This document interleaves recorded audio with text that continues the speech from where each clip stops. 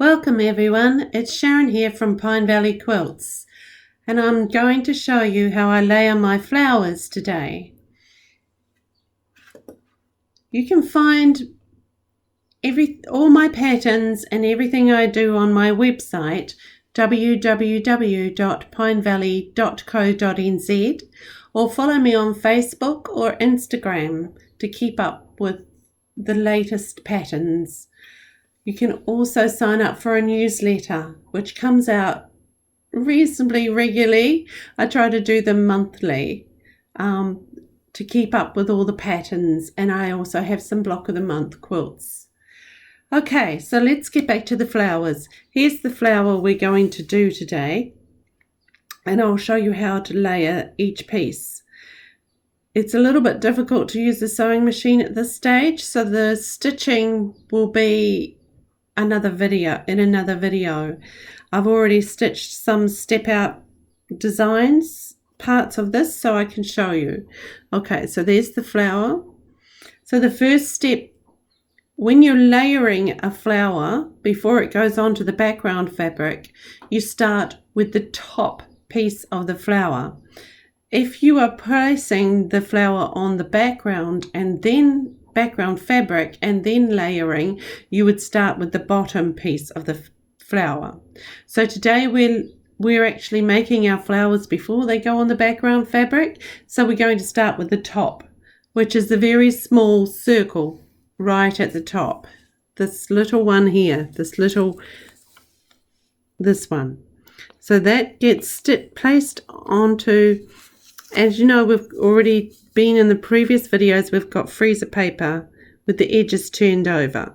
So if you haven't seen how to do the circles, have a look at my channel and you'll find the video on how to prep the circles.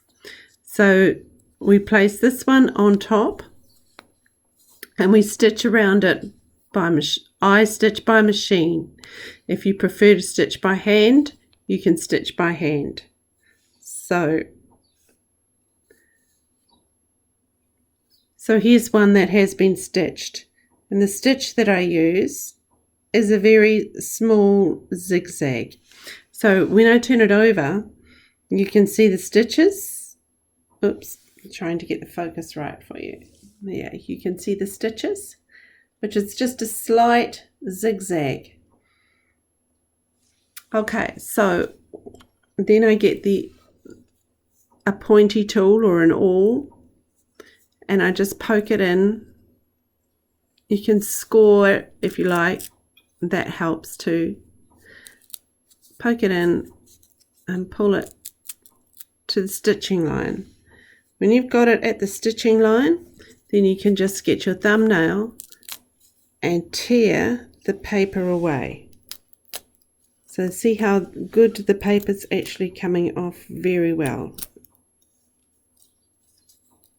And then once you've got all the paper off, the stitching actually stops you from tearing off too much paper. So now you see I've only taken off the center part of the paper inside the stitches.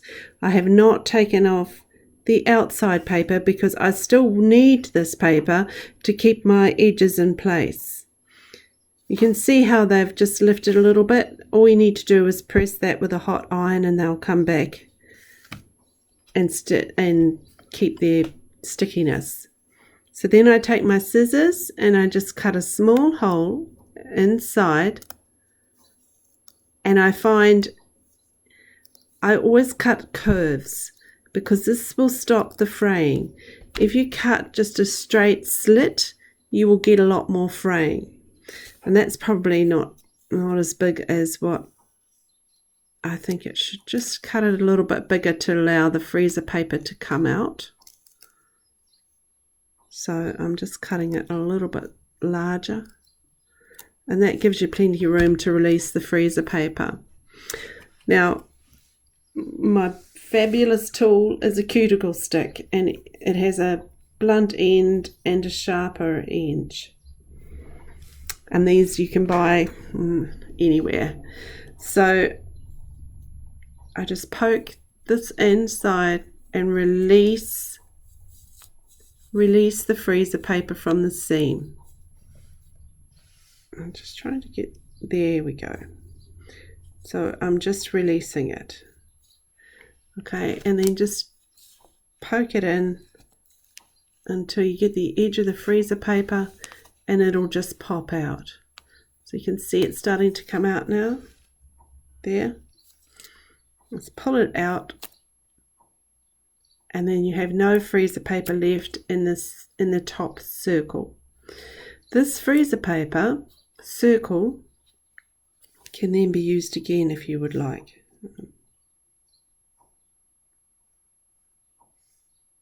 Oops, it's not liking it.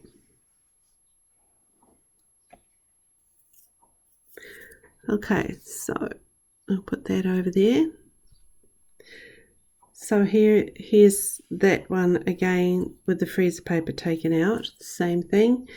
And then we take this circle and we stitch it on top of the next circle in the flower. If you have a look at the flower, you can see where that circle should be. So that's the next one. Then we repeat the process that we've just done. We score the back,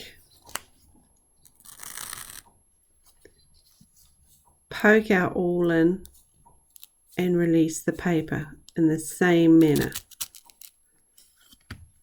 So then we tear the paper away,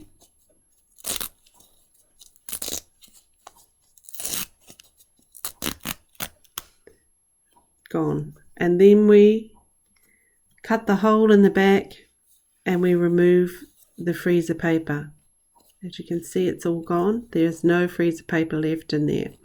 And that's done the same way we did for the small circle.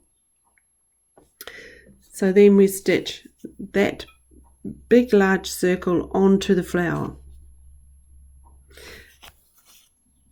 like so. So then we do exactly the same thing. We just repeat the process, score the freezer paper, trim it away, pull the freezer paper off, trim the back. So we're left with a big hole here. Easy. Then we just clip. When you're clipping in there, just be careful that you don't go through all the layers. You only want to go through this layer, and then just trim. I trim the circle around.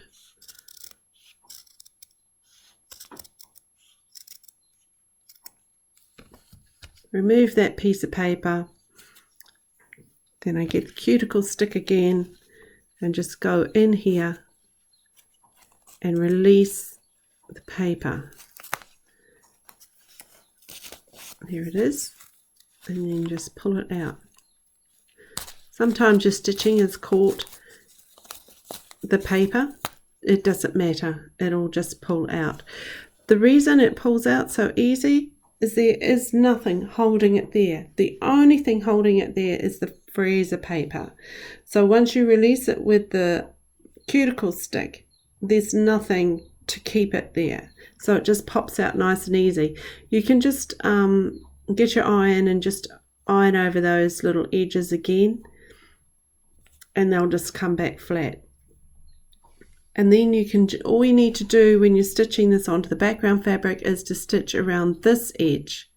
And then when you've stitched around that edge, you turn it over and you remove part of the background fabric, and then you remove this piece of freezer paper. And then your flowers are attached to your borders or wherever you may want to place them. So I hope you've enjoyed the video. The next video will be on turning the edges on leaves and getting nice sharp points without the use of starch or glue or anything other than fabric to hold it in place. I will be using freezer paper, of course, but that will be the only thing left in your quilt, will be the fabric by the time you've stitched it onto your quilt top. Therefore, you don't have to wash your quilt afterwards to release anything, because there is nothing other than fabric left in your quilt. So I hope you've enjoyed that. I will see you next time. Bye for now.